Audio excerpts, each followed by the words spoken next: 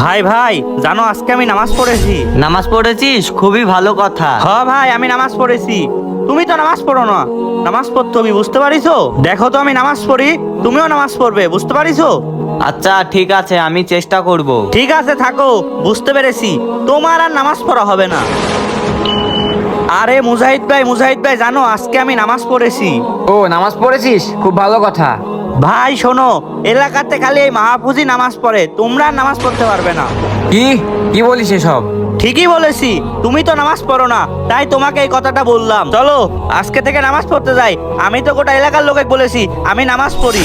মাহফুজ শোন, তোকে একটা কথা বলি। মানুষ দেখো এবাদত আল্লাহ তাআলা কখনোই পছন্দ করেন না। তাইবে রহমতুল্লাহি আলাইহি বলেন, তোমরা ইবাদত করো কিন্তু লোক দেখানো ইবাদত করো না। আর তুই তো লোক দেখানো ইবাদতই করছিস। আহ হ্যাঁ ভাই, এটা তো কখনো ভেবে দেখিনি। মুজাহিদ ভাই, আমার ভুল ধরে দেওয়ার জন্য আপনাকে ধন্যবাদ।